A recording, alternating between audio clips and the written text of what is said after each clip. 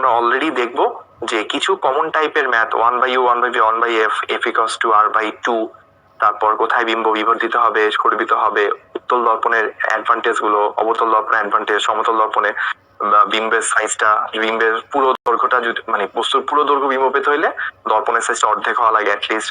এই তথ্যগুলোই কিন্তু ঘুরাই ফিরাই প্রবলেম গুলো আসে। তো এগুলো যদি একটু ভালো করে মনোযোগ দিয়ে পড়তে পারি ইনশাল্লাহ আমরা অনেক ভালো করব। সাথে একটু ক খ গুলো আমাদের শিখো প্র্যাকটিস বুক থেকে দেখে নিব, তাহলে এই চ্যাপ্টারে আপনি আনবিটেবল হয়ে যাবেন।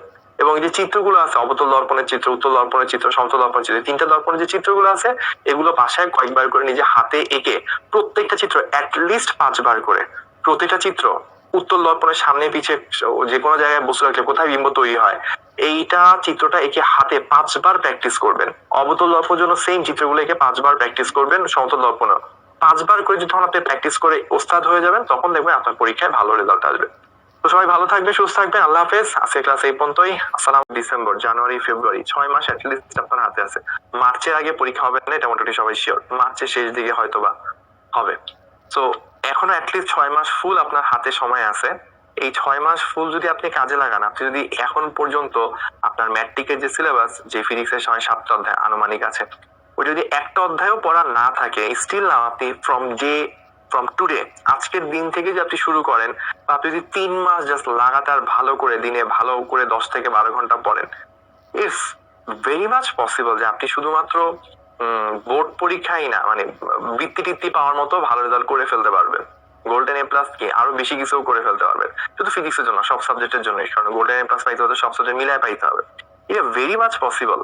আমরা অনেক সময় হয় কি যে এটা একটা এফেক্ট, একটা নাম আছে, নামটা আমি ভুলে গেছি এই মুহূর্তে মাথায় আসতেছে না, যে একটা কাজ ধরেন ওই কাজটা নর্মালি করতে 10 মিনিট টাইম লাগে।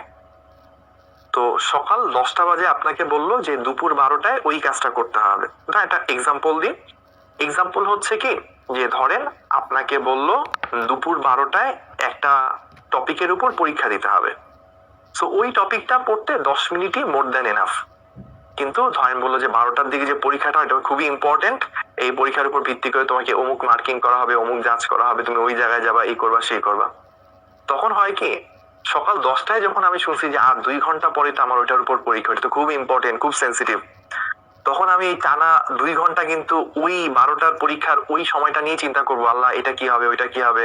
ওই দেখা যাবে 10 মিনিটের জিনিসটাকেই, কাজটাকে আমি 2 ঘন্টা লাগাই করব।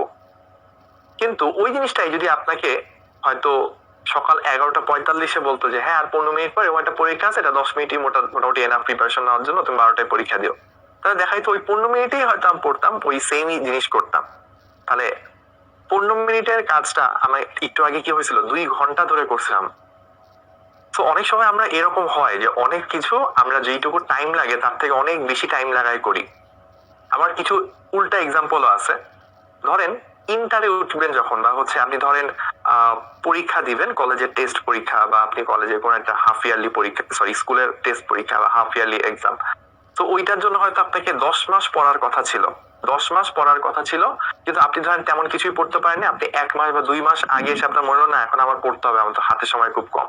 তখন আপনি আপনার যে মাথাকে যদি ফোকাসটাকে ঠিক করতে পারেন, আপনি যদি আপনার টার্গেটটাকে ফিক্স করতে পারেন, তখন দেখা যাবে যেটা আপনি 10 মাসে করতে পারতেন ওটা আপনি 1 মাসে করে ফেলতে পারবেন, বা 1.5 মাস 2 মাসে করে ফেলতে পারবেন। আউটপুট দেখবেন সেম টাইপেরই আসবে। জাস্ট এটার জন্য লাগে একটা মানসিক শক্তি, একটা মেন্টাল স্ট্রেংথ লাগে, বিশ্বাস করা লাগে যেটা আসলেই পসিবল। প্রথম 1 সপ্তাহ 2 সপ্তাহ অনেক কষ্ট হয়, 1-2 সপ্তাহ পর দেখা যায় আসলে আমি অনেক কিছু শেষ করে ফেলছি, তখন একটা মোমেন্টাম কাজ করে, একটা ভালো লাগা কাজ করে, ওটাকে কাজে লাগা, আরো বেশি এফোর্ট দেওয়ার লেগে থাকা।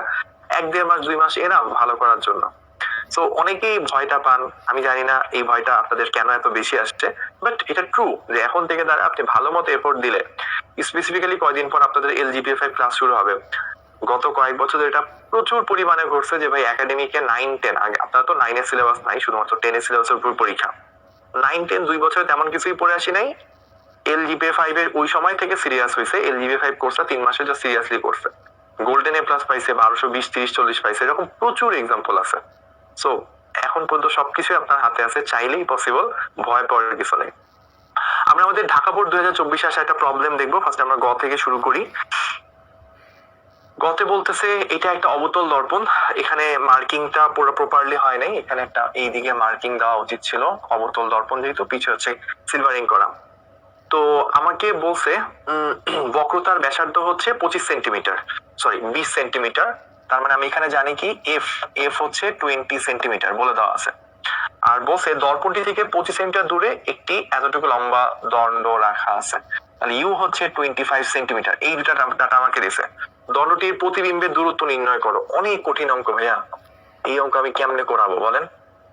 তো এটা কঠিন সূত্র আছে, 1/u plus 1/v is equals to 1/f। এই সূত্র দেখার পর কার কার